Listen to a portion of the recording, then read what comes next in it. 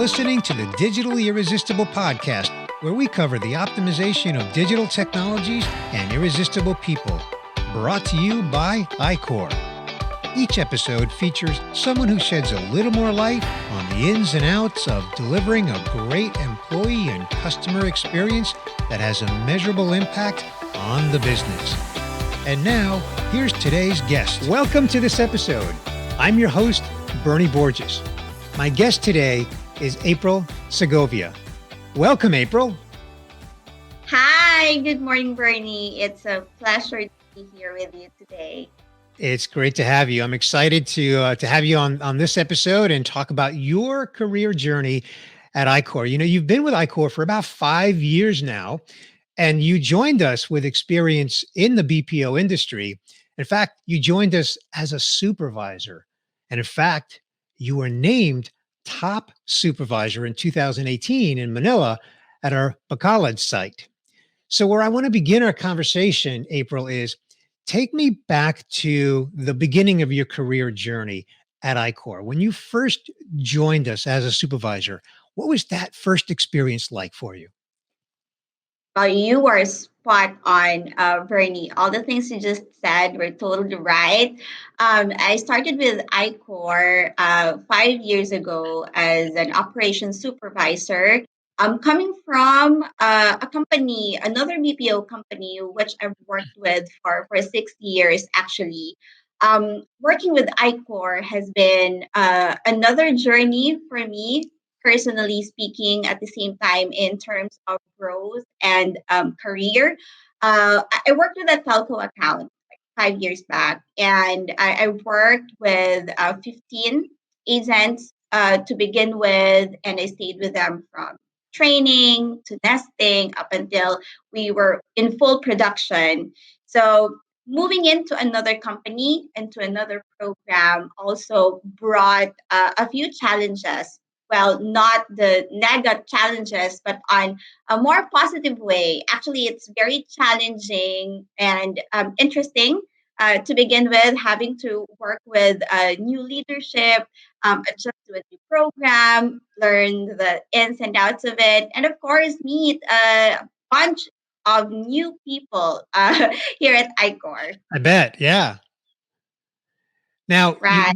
you mentioned that you had 15, was it 15 agents? Is that right? Yep. Okay. And so when you joined and you inherited 15 agents, how did the program grow and what was that experience like for you? Well, it was very rapid. Actually, from a group of 60 when we started, we doubled and even tripled our headcount the Wow. year after. Yeah, which I believe is a huge success measure for our campaign.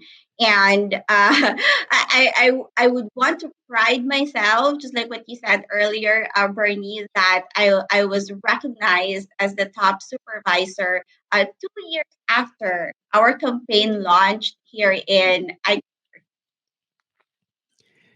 So tell me about that experience, April. That must have been very exciting. What was that experience like? well, not only exciting, it was a whole lot of fun, very interesting. The experience was amazing, having to meet a lot of people, not only within the site, but I got to meet people from other sites because it wasn't held here in Bacolod, it was held somewhere else. So I got to travel for myself, and the best part was that it actually paved way for a lot of opportunities right after that. You see, when you get recognized out of your satisfactory performance, your leadership team gets so happy about it, right? And that means that you just opened a lot of doors and opportunities for yourself, which I am very proud of. Well, speaking of that, April, somewhere in that next chapter after you were named supervisor, didn't you apply for a manager role? And what was that experience like?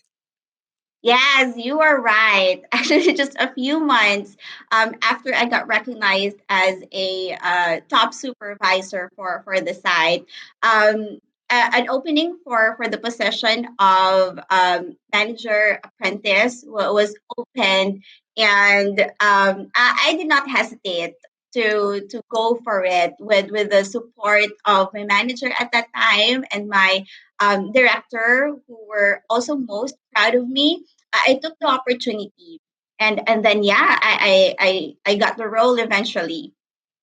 So, what did it mean to you, April, to have so much support from your immediate manager and your peers? You said, like you said, you were only in the company for 2 years, and you were already applying for the next level of leadership, and you had all that support. What did that mean to you? Um, the role was overwhelming. Well, this is my very first managerial role in 8 years of collective experience in the BPO. But then it did not really stop me to venture something more and challenge myself more to do what I currently do. It just helped me realize that there's just a lot of things that I still can do, not only for myself, but for the people around me, especially here in the office. Fantastic. Now, you got the apprentice manager role, and then sometime soon after that, you actually got promoted to the full fledged manager role, correct? Right. 6 months, just right after. 6 months. Okay, fantastic. Congratulations on that. And so tell us about that role and the program. What were the scope of responsibilities in the program that you were managing at that time?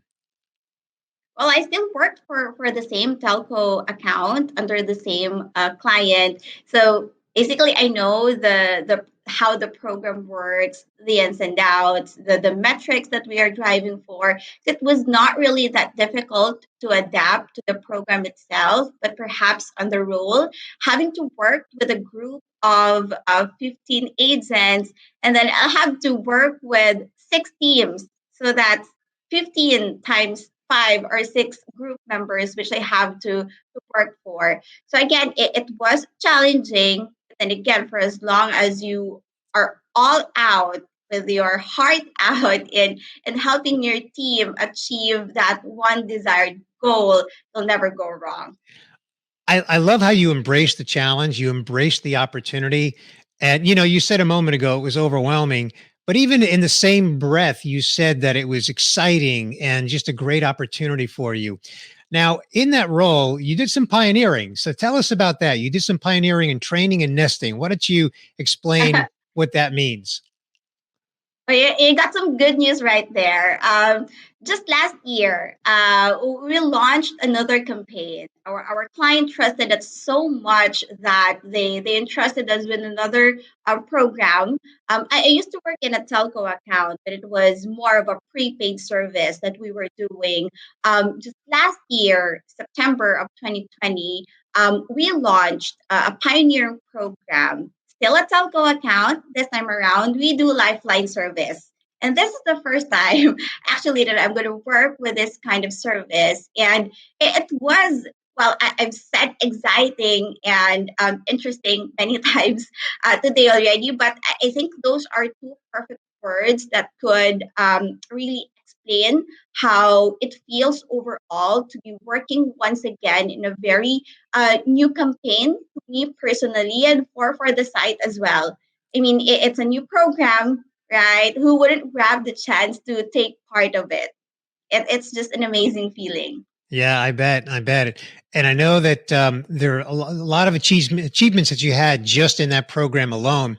And in the interest of time, where I really want to go next in our conversation is because you've been on this rapid growth curve in your career journey at iQor in just a few short years.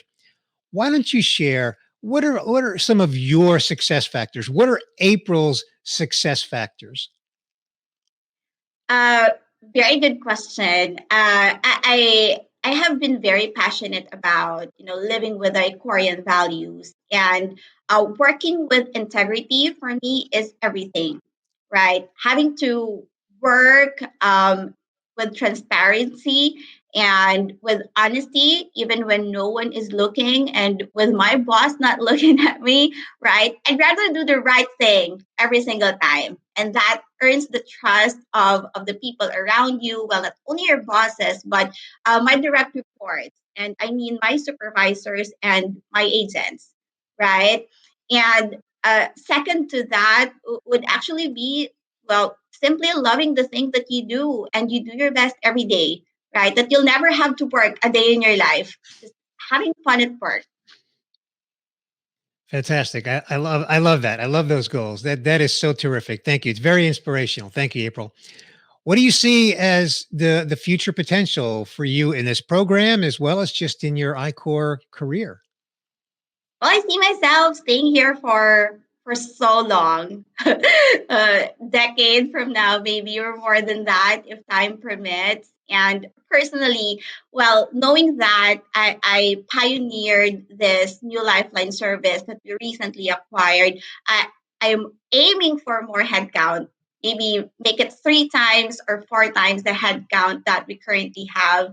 And in fact, we've started our growth. Like this year, we started with 90 agents when we launched last year.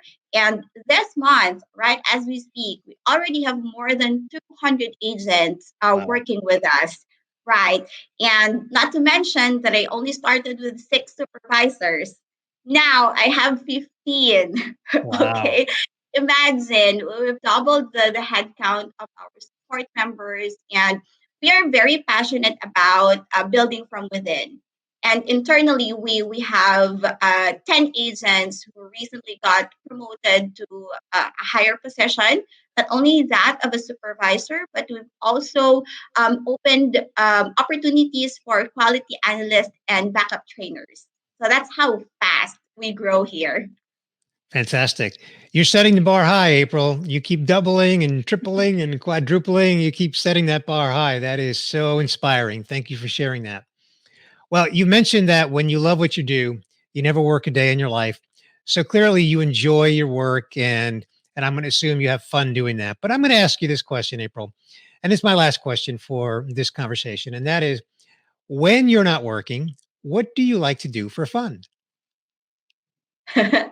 I, I have 5 dogs at home, right? With my 2 boys living with us, right? I think it's more than enough time spent with my fur babies. So when doing my free time, I would normally walk my pets outside, right? In fact, just 2 weeks, one of those 5 fur babies that we have is just a 2-month-old puppy, Oh, wow. which we recently adopted, right? And everyone in the family is just so welcoming about this little dog staying at home with us. That sounds like a lot of fun. It sounds like a little bit of work, but it sounds like fun work. And I'm a dog lover myself, so I can appreciate that. Although I don't have 5 dogs, April. Well, April, your story at iQor is so inspiring. What you've achieved in just 5 years. I can't wait to see what you're going to achieve in the next 5 years. And also the impact that you're having, not just inside the company, but for those clients that you support and the success that you're driving for them. Again, so inspirational. And I just want to thank you for coming on the podcast, sharing your story with us, and just taking time out of your busy schedule to do that. So thank you so much for being here today, April. Thank you, Bernie, for giving me this opportunity to share my story to every iQorian. I appreciate you. Thanks for listening to this episode of the Digitally Irresistible podcast, where we cover the optimization of digital technologies and irresistible people, delivering a great employee and customer experience that has a measurable impact on the business. Brought to you by iQor. Be sure to subscribe on your favorite podcast player so you don't miss future episodes.